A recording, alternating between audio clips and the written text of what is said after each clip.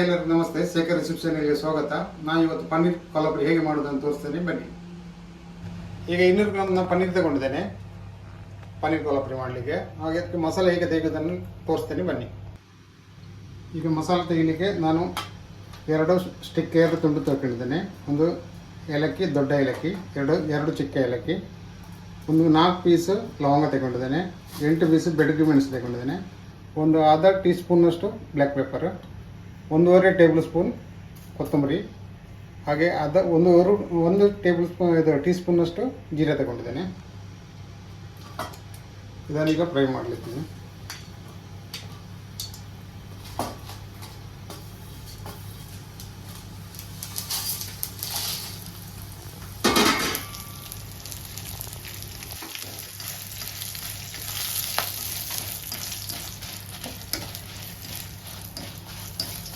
ಈಗ ಮಸಾಲೆ ಎಲ್ಲ ಫ್ರೈ ಆಗ್ತಾ ಉಂಟು. ಈಗ ಅರ್ಧ ಕಪ್ಪು ತೆಂಗಿನ ತುರಿಯನ್ನು ಹಾಕ್ತಿದ್ದೆ ನಾನು.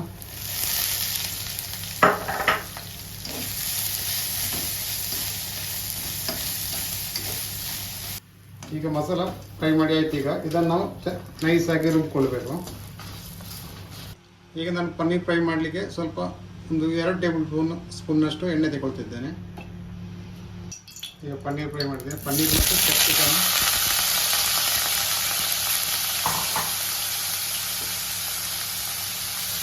ಕ್ಯಾಪ್ಸಿಕಮ್ ಡೈಸ್ ಕಟ್ ಮಾಡ್ಕೊಂಡು ಹಾಗೆ ಒಂದು ನೀರುಳ್ಳಿ ಡೈಸ್ ಕಟ್ ಮಾಡಿ ತಗೊಂಡಿದ್ದೀನಿ.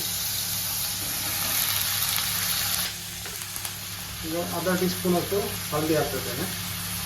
ಹಾಗೆ ರುಚಿಗೆ ತಕ್ಕಷ್ಟು ಉಪ್ಪು, ಚಿಲ್ಲಿ ಪೌಡ್ರು 1 ಟೀ ಸ್ಪೂನು.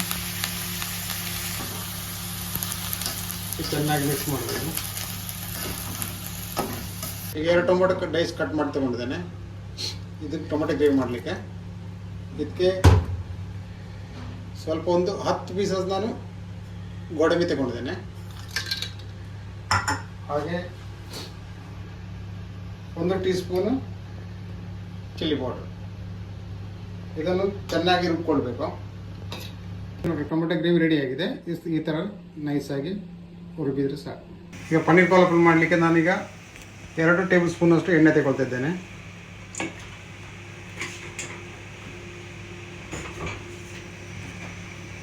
ಹಾಗೆ 2 ಪೀಸು ಚಕ್ಕೆ ತಗೊಂಡಿದ್ದೇನೆ, 2 ಏಲಕ್ಕಿ ತಗೊಂಡಿದ್ದೇನೆ, 1 ಪಲಾವ್ ಎಲೆ ತಗೊಂಡಿದ್ದೇನೆ, ಹಾಗೆ ಒಂದು 3 ಗ್ರೀನ್ ಚಿಲ್ಲಿ, ಹಾಗೆ 2 ಮೀಡಿಯಮ್ ಗಾತ್ರದ್ದು ನೀರುಳ್ಳಿ. ಈಗ ಗರಂ ಮಸಾಲ ಹಾಕ್ತದೆ ಮೊದಲು.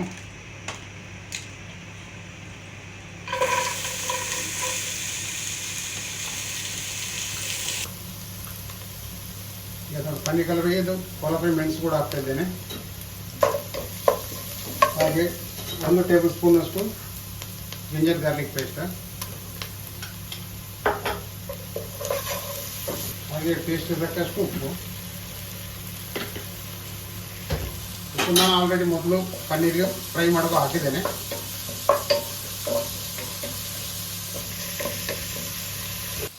ಈಗ ರುಬ್ಬಿಕೊಂಡಂಥ ಟೊಮೊಟೊ ಪೇಸ್ಟನ್ನು ಹಾಕ್ತಾ ಇದ್ದೇನೆ.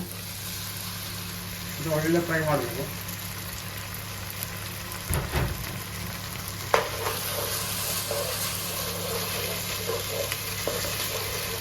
ಮಸಾಲೆ ಕೂಡ ಹಾಕ್ಬೇಕು.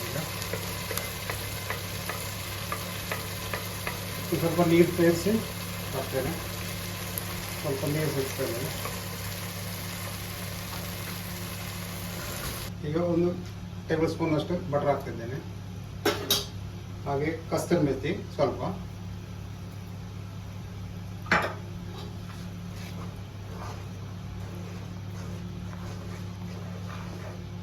ಈಗ ಸ್ವಲ್ಪ ಹೊತ್ತು ಬಾಯಿ ಮುಚ್ಚಿ ಬಿಡುವ.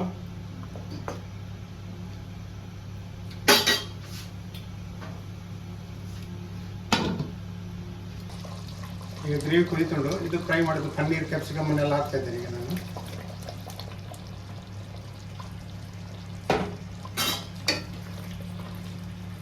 ಇದು ಹಾಕಿ ಒಂದು 10 ನಿಮಿಷ ನಾವು ಬಾಯಿ ಮುಚ್ಚಿಡಬೇಕು. ಈಗ ನೋಡಿ, ಪನ್ನೀರ್ ಕೊಲ್ಹಾಪುರಿ ರೆಡಿ ಆಯಿತು ಹೋಟೆಲ್ ಸ್ಟೈಲಲ್ಲಿ. ಈಗ ಮನೆಯಲ್ಲಿ ನಾವು ಆರಾಮಲ್ಲಿ ಈ ಥರ ಮಾಡ್ಬೋದು. ಹೆಚ್ಚು ಖರ್ಚುನೂ ಇಲ್ಲ, ಆರಾಮಲ್ಲಿ ಈಸಿಯಾಗಿ ಮಾಡ್ಬೋದು.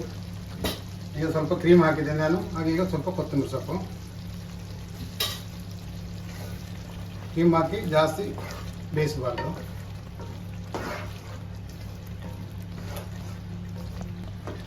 ಪನ್ನೀರ್ ಕೋಲಾಪುರಿ ರೆಡಿ. ಈಗ ನಮ್ಮ ಪನ್ನೀರ್ ಕೋಲಾಪುರಿ ಯಾವ ಥರ ಆಗಿದೆ ನೋಡಿ, ಹೋಟೆಲ್ ಸ್ಟೈಲಲ್ಲಿ ಆಗಿದೆ. ತುಂಬ ಈಸಿಯಾಗಿ ಮಾಡ್ಬೋದು, ತಿನ್ನಲಿಕ್ಕೆ ಕೂಡ ಒಳ್ಳೆ ಟೇಸ್ಟ್. ಹೋಟ್ಲಿಗೆ ಹೋದರೆ ತುಂಬ ರೇಟು, ಆರಾಮಲ್ಲಿ ಆರೋಗ್ಯ ಕೂಡ ಒಳ್ಳೆಯದು. ಚಪಾತಿ ಒಟ್ಟಿಗೆ, ಪೂರಿ ಒಟ್ಟಿಗೆ, ರೊಟ್ಟಿ ಒಟ್ಟಿಗೆ, ಯಾವುದ್ರ ಒಟ್ಟಿಗೆ ತಿನ್ಬೋದು, ತುಂಬ ಒಳ್ಳೆಯದಾಗಿದೆ.